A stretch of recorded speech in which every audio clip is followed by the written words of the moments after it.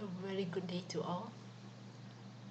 Here I'm going to show you how to simulate a distillation process using a shortcut method, which is in specific the STWU. So we are referring to the case of example 4.2. So what you need to do is first you have to of course open Example4 software and create a blank simulation.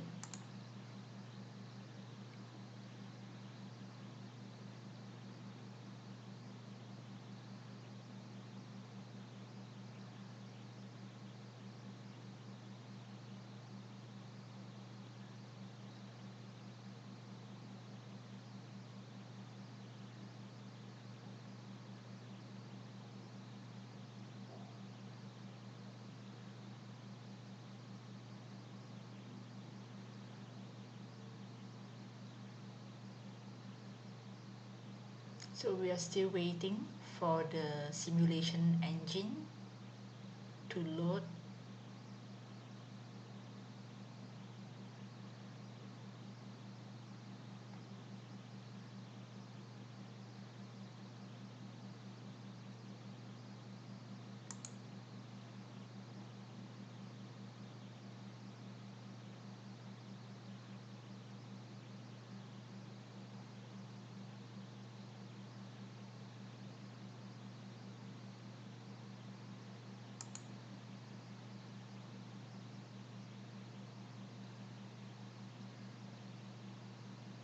Okay, now we are having the blank page that is under the component folder. You have to put in the component that is involved in the process. So in example 4.2, the components are N-butane and also cis-2-butene. Okay, let's put it in.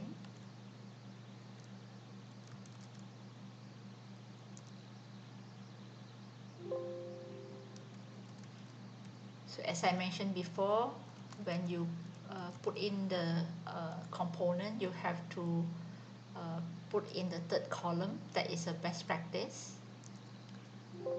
So once you have the component listed from the data bank, then you can put in the ID, your desired ID. So like butane here, I would like to remain as butane. Then we put in butane, right? So if you want to review the properties of the component, you just click review.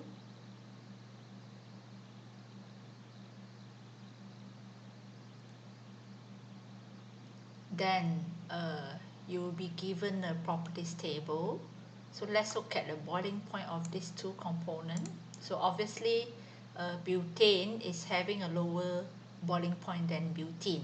So butane will go up as the top product and butene will go down as the bottom product. Meaning butene is heavy key and butane here is the light key.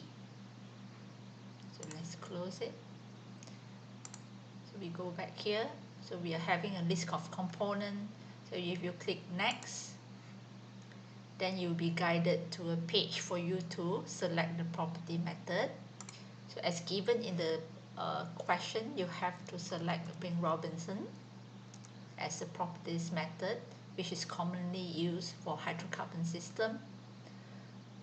Once you have done this, you just click next to generate the properties for all the components involved in the process. So you have to ensure the results available status on your left bottom is shown for the properties tab. So once you have this done, then you can actually shift to simulation tab. So let's click the simulation tab. Right.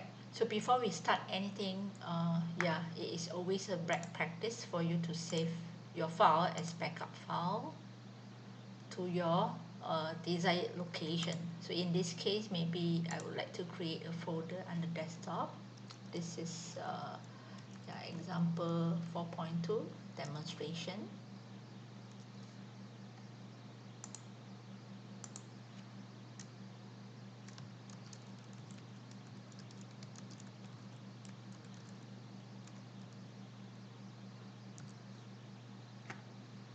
So save it before you proceed further.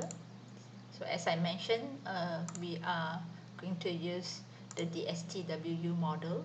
So just select it under the column icon, one of it, DSTWU. And it is actually a model designed for one feed and two products. So we have to put in one feed and two product.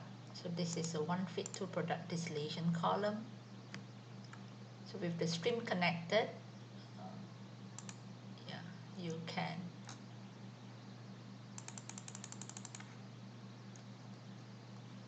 change the name of the model. So let's change the name of the unit op.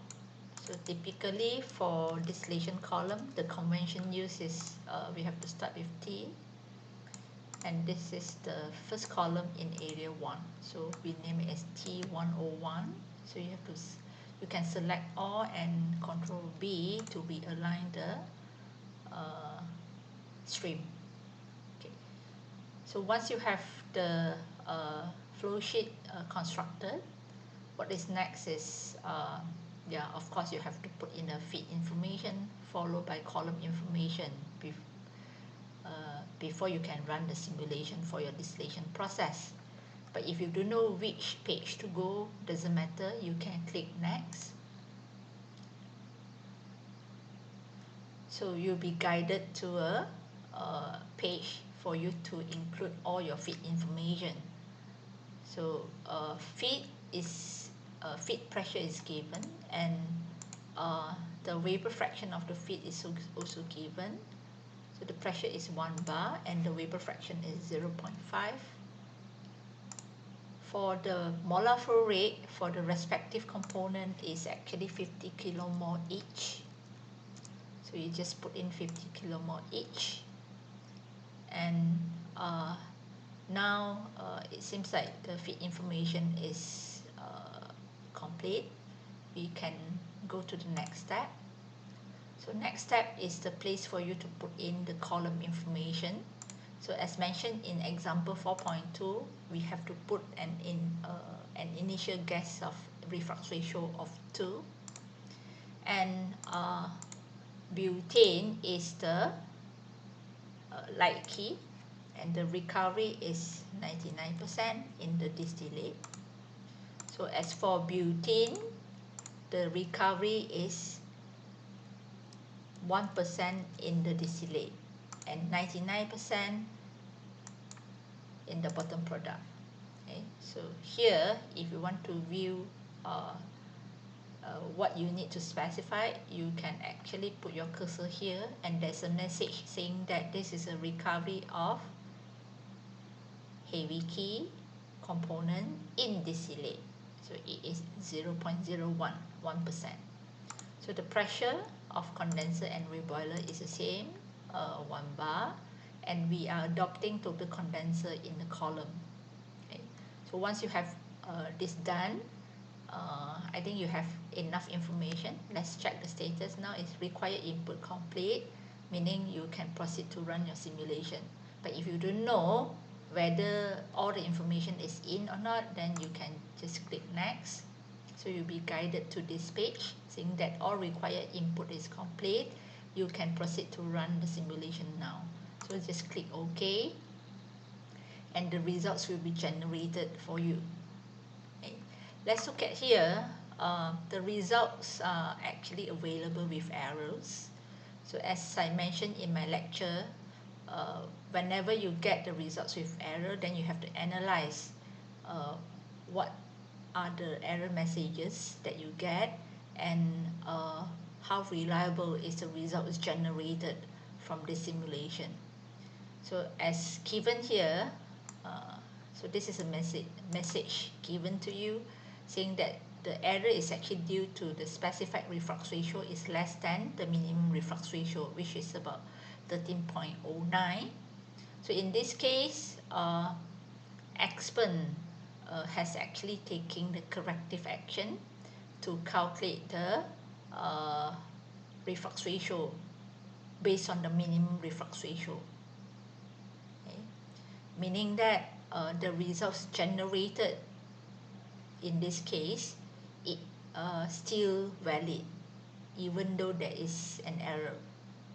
Okay? So you have to remember this. Whenever you have this message, you can still proceed to use the results generated. So let's check the results generated. So under the block folder, there is results here. So these are the results generated. You have the minimum reflux ratio, the actual reflux ratio, the feed stage, the distillate to feed fraction. So all this information is actually required for you to proceed to the rigorous method simulation later on. Right? And it is valid despite the error.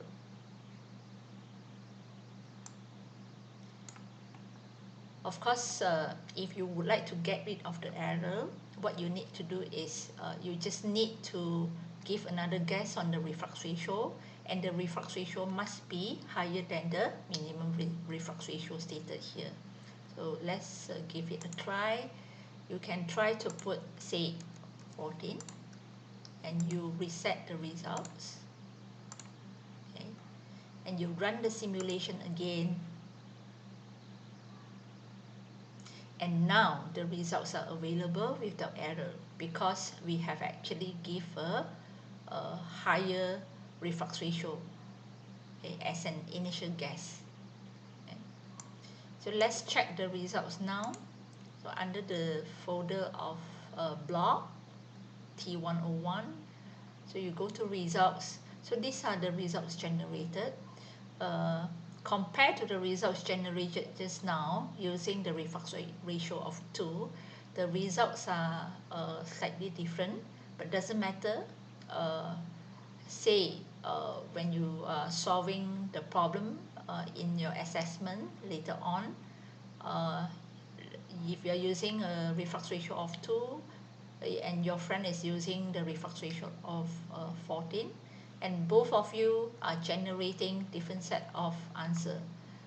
Both answer should give you a correct, right? I cannot give you wrong. I should mark you correct even though your answer is different. Of course, you have to support your answer using the simulation file. Okay? So other than the results tab, there is another tab on stream results. So here you can get the information on the product purity and also the product flow rate. Okay? Purity, not a worry, you can get it directly from table, okay, in terms of mole fraction or in terms of mass fraction. But for product recovery, you may need to calculate based on the equation given in the next lecture notes using the molar flow rate generated from the simulation. Okay. So I think that's all for my demonstration session. Okay.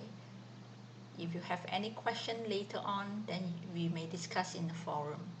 Thank you very much.